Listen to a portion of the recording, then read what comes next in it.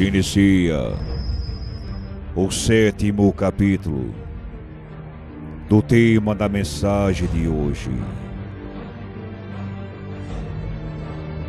a vinda do Senhor Jesus e os falsos mestres. Glória ao nome do Senhor. Eu gostaria que você tivesse o máximo de respeito por esse momento e que todo o espírito festeiro que possa estar no seu coração, ele seja dissipado agora. O que nós viemos comemorar aqui? Nós não temos motivo nenhum para festejar. Se o altar tem sido um picadeiro, os pastores têm sido palhaços e os membros têm sido meros espectadores a serem entretidos, não há motivo nenhum para se comemorar nada. Nós somos a pior geração de cristão de todos os tempos. Vivemos na pior geração de todos os tempos. Nós estamos vivendo uma crise aguda. Nós estamos a um fio de ver uma geração inteira entrar no inferno. Nós não estamos aqui falando da sua melhor vida na terra. A minha grande dor é a sua eternidade. Onde você vai passar a sua eternidade? E onde os milhões que estão morrendo todo dia sem Cristo vão passar? Se Deus não tiver misericórdia dessa nação, ela vai sofrer um juízo que nós nunca vimos antes. Hoje nós contamos com quase 50 milhões de evangélicos no Brasil. E a nossa nação nunca foi tão corrupta como ela. Se você estudar os avivamentos de todos os séculos, começando de Atos, o avivamento resultava na transformação da sociedade. Agora o avivamento brasileiro está promovendo o pecado. O avivamento brasileiro está promovendo a iniquidade e a injustiça. Tudo porque alguns falsos pastores, com as suas falsas igrejas, pregam um falso evangelho e produz falsos crentes. Tudo porque nós temos ajuntamentos inteiros de bodes sendo liderados por lobos com o nome de igreja. Isso não são igrejas. São centros de celebração da carne. E eu subo aqui com dor no coração de saber o estado que está a igreja. E eu dizer para você, não vai haver avivamento. Até que sejamos batizados no Getsemane, não vai haver avivamento. Não existe avivamento sem dor. Não existe avivamento de oba-oba. O avivamento não pode ser programado. O avivamento não pode ser comprado. O avivamento é quando o coração é rasgado e não afetado. O avivamento é quando, por trás de um evento, por trás de uma congregação, por trás da cidade, uma cracolândia, um prostíbulo, tem homens e mulheres sangrando os joelhos, dias, meses, anos. Quando há choro compulsivos e soluços e gemidos, até que Deus use de misericórdia e alcance os perdidos. Para haver um avivamento que ocorreu em Atos 2, teve que haver um batismo de Getsemane. Teve que haver um homem agonizando até a morte. É muito triste o que nós estamos assistindo. Nós estamos vendo lobos devorarem rebanhos inteiros e mandá-los para o inferno. Realmente a igreja evangélica prosperou, ela tem o ouro e a prata, mas ela não tem o que Pedro tinha. Pedro tinha o evangelho da graça. Pedro tinha a paixão por Cristo. Pedro tinha o novo nascimento em Cristo. Essa é a maior dor. Você já avaliou o preço de uma alma? Salmos diz que a redenção da alma é caríssima, ninguém pode pagar. E elas estão indo as multidões e as centenas e milhares ao inferno. E nós precisamos fazer algo. Eu não estou aqui descartando a soberania de Deus, nem crendo que nós podemos dar uma ajuda para Deus e dar uma mãozinha para Ele. mas foi-nos confiado uma lei, foi-nos confiado uma missão, foi-nos confiado um grande comissionamento, uma grande comissão, foi-nos confiado um santo evangelho, e ai de nós se não pregarmos o evangelho. E eu gostaria de compartilhar essa dor com você, e gostaria que você sentisse a mesma coisa, que você sentisse o peso do que é a vida cristã, a responsabilidade que é ser cristão. Você é embaixador de Cristo, você é representante do céu, você representa o santo evangelho. Então você tem uma responsabilidade muito grande sobre você. São necessários mais do que conferências, são necessários mais do que livros, são necessários mais do que ajuntamentos e bandeiras hasteadas em nome de reforma, em nome de evangelho radical. Odiar a teologia da prosperidade não te faz salvo. Odiar o falso evangelho não significa que você ama o verdadeiro. O que justifica não é o ódio pelo errado, o que justifica é a fé em Cristo Jesus, mediante a regeneração operada pela graça. Precisamos de paixão, igreja. Precisamos ter nossas vísceras se comoverem. Precisamos conhecer o Deus homem de Nazaré. Precisamos amar a Deus com ardente amor e devoção. Precisamos sair desse lugar impactados, não apenas com conhecimento literário, teológico, histórico, não apenas com surtos emocionais, mas com consciência da verdade, com consciência do perigo iminente que a nação sofre. O meu povo é destruído pelo fogo. Igreja Evangélica Brasileira, regressemos às Escrituras, conheçamos e prossigamos em conhecer o Senhor, conheçamos e prossigamos em conhecer o livro dos livros, conheça o Santo Livro. Deus abençoe vocês.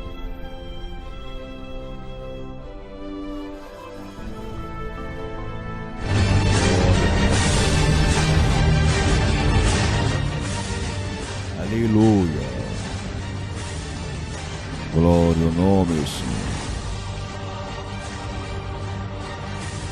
Deus salvou você, irmão e irmã, para que você continuasse a crescer na graça e no conhecimento do nosso Senhor e Salvador Jesus Cristo. Alguém que está crescendo na graça e conhecimento do nosso Senhor Jesus é alguém que não tira os olhos dos céus, alguém que almeja a volta do Senhor Jesus mais do que tudo nesta vida. Dá glória a Deus, irmão. Dá glória a Deus. Aleluia, Senhor. Seja fiel, seja justo, seja sincero, seja verdadeiro. Fica sabendo de uma coisa, irmão, irmã, e você que está ouvindo esse tema hoje: a injustiça desagrada a Deus. Deus, irmãos, é um Deus justo. A injustiça é pecado e ofende a Deus. Quem ama Jesus, irmãos, quer agradá-lo, por isso se afasta da injustiça. Deus recompensará cada pessoa, irmão, de acordo com o seu procedimento. Quem escolhe a justiça terá uma boa recompensa, mas quem segue a injustiça será castigado no fim. A injustiça não compensa, irmãos. Mas ainda há uma esperança, irmãos, para quem faz a injustiça. Jesus morreu e ressuscitou para lhe salvar. Deus dá uma segunda chance para que se arrependa e aceite Jesus como seu Salvador, escolhendo o caminho da justiça. Glória ao nome do Senhor. Colossenses capítulo 3, versículo 25. Quem cometer injustiça receberá de volta injustiça, e não haverá exceção para ninguém. Não haverá, irmãos, exceção para ninguém. E uma das coisas que está contaminando a obra, que muitos estão indo de ladeira abaixo, estão navegando em oceanos profundos, indo para um mundo sem volta, sem retorno. Um vício incontrolável que estão arrastando muitos nossos irmãos. É conhecido como a bebida.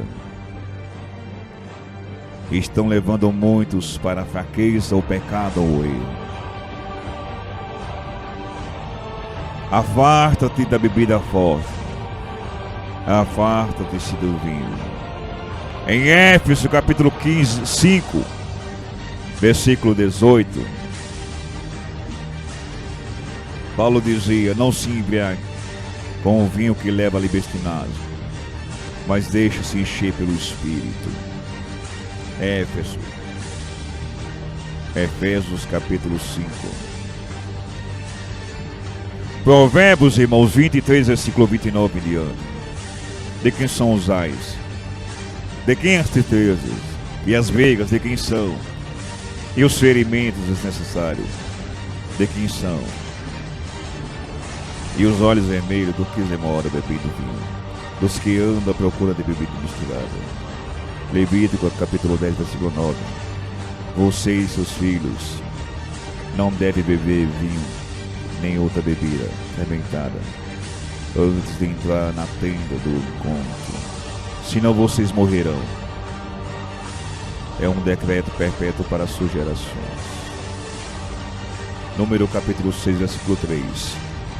Terá que se abster do vinho e de outras bebidas fermentadas, e não poderá beber vinagre feito de vinho ou de outra bebida fermentada.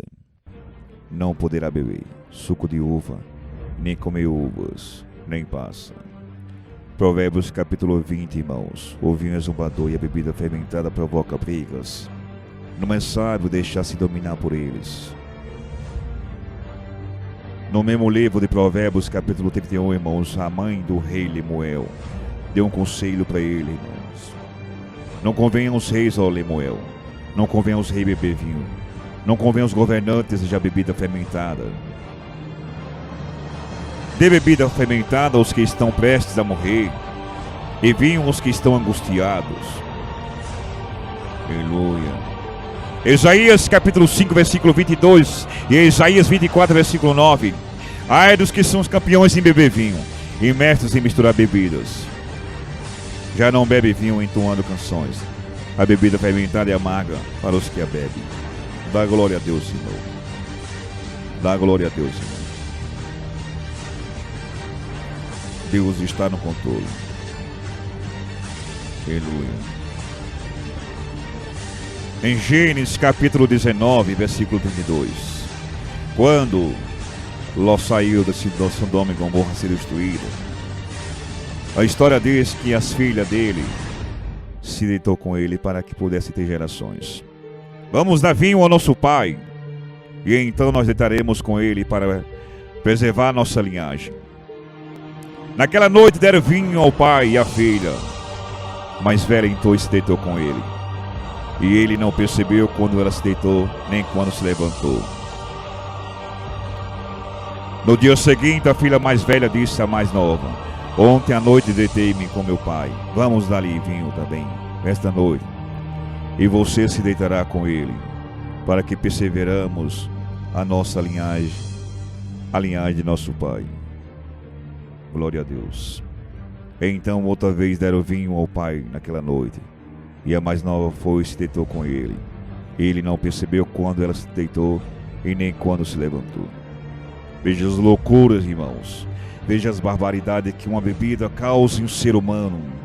Ele não tem ciência do que faz. Ló não sentiu quando as filhas teve relação com ele. Afarta-te do vinho, afarta-te da bebida forte.